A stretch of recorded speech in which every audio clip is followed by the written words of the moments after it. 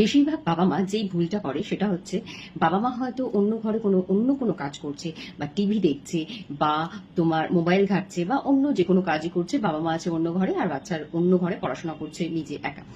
তো সেক্ষেত্রে দেখা যায় যে বাবা মা হয়তো অন্য ঘর থেকে বলছেন যে কিরে তুই এটা করে রাখিস, ঠিক আছে, তাড়াতাড়ি পড়ে নে, এটা এখনো শেষ করিসনি, এখনো লেখাটা শেষ করিসনি বা এখনো পড়ে উঠতে পারিসনি।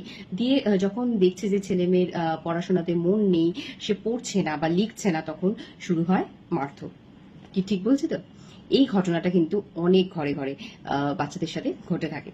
কিন্তু এক্ষেত্রে কি করবেন, ভুলটা কোথায়, বাচ্চার পড়াশোনাতে মন নেই কেন, তার সর্বপ্রথম কারণ হচ্ছে দেখুন, যেসব বাচ্চা নিজে থেকে পড়ে নেয় সেসব বাচ্চা কিন্তু খুব রেয়ার হয়।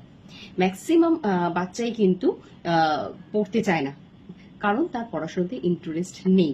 সে একা একা ঘরে বসে হয়তো বই নিয়ে, বাবা মা বললো যে তুমি এই হোমওয়ার্কটা করে নাও বা স্কুল থেকে যা দিয়েছে সেগুলো করে নাও, হয়তো সে স্কুলে কিছু বোঝেই নি, ঠিক আছে, বা দেখা যাচ্ছে যে তাকে টিচারও রাখা হয়েছে, টিচারের প্রাইভেট টিউশনের পড়াও সে করছে না, সে স্কুলের পড়াও করছে না। প্রাইভেট টিউশন বা প্রাইভেট টিচার তিনি বলছেন যে ও একদম পড়াশোনা করছেন না, কারণ বাচ্চাকে শুধু এই পড়ে বললে কিন্তু তারা পড়ে না। ম্যাক্সিমাম বাচ্চা কেন পড়ে না, তার কারণ হচ্ছে তাদের পড়াশোনাতে কোনো রকম ইন্টারেস্ট নেই, ইন্টারেস্ট গ্রো করেনি। তার বেসিক যে মেইন যে কারণ সেটা কিন্তু ঘরেই আছে। তার কারণ হচ্ছে বাবা মা সময় দেয় না, বাবা মা তাকে পড়াতে বসায় না, বাবা মা হয়তো টিচারের ওপর ছেড়ে দেয় যে আপনি এটা করিয়ে দিন, আপনি ওইটা করিয়ে দিন। টিচার কিন্তু 2 ঘন্টা আসে, প্রাইভেট টিউশনে যদি যেসব বাচ্চা পড়ে, প্রাইভেট টিচার কিন্তু সে খুব বেশি হলে তিনি 2 ঘন্টা পড়াবে এক একটা সাবজেক্টে, খুব বেশি হলে একদিন, খুব বেশি হলে 2 দিন।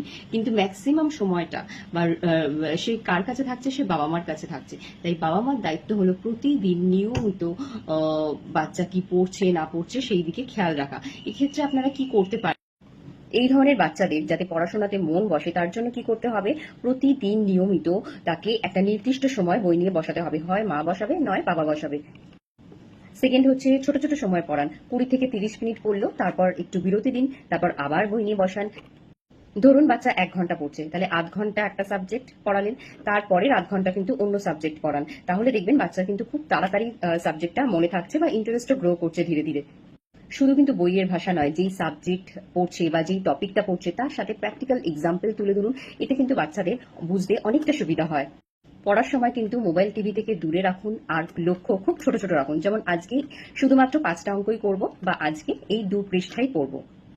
একটু ভালো কিছু করলে তাকে উৎসাহ দিন যে বাহ তুমি কি সুন্দর করেছো।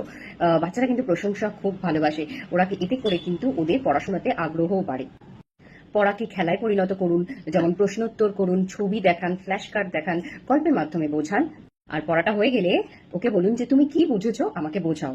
আর সর্বোপরি পর্যাপ্ত ঘুম, খেলাধুলা আর হচ্ছে সঠিক বিশ্রাম, এগুলো কিন্তু খুবই প্রয়োজন। আর প্রতিদিন খেলাধুলা কিন্তু মাস্ট। আর অন্য বাচ্চার সাথে কিন্তু তুলনা ভুলেও করবেন না। এইগুলো যদি ফলো করেন দেখবেন যে ধীরে ধীরে বাচ্চার কিন্তু পড়াশোনাতে অনেক আগ্রহ বাড়ছে, সে নিজে থেকে করছে। সর্বোপরি তাকে অ্যাপ্রিসিয়েশন করুন যে তুমি খুব ভালো বাচ্চা, তুমি খুব ভালো করো, তুমি খুব ভালো পড়াশোনা করো। তাকে পজিটিভ দিকগুলো দেখান, তার মধ্যে যে পজিটিভ দিকগুলো রয়েছে সেগুলো তাকে দেখান, দেখবেন যে ধীরে ধীরে কিন্তু ওর পড়াশোনাতে অনেক আগ্রহ বাড়ছে।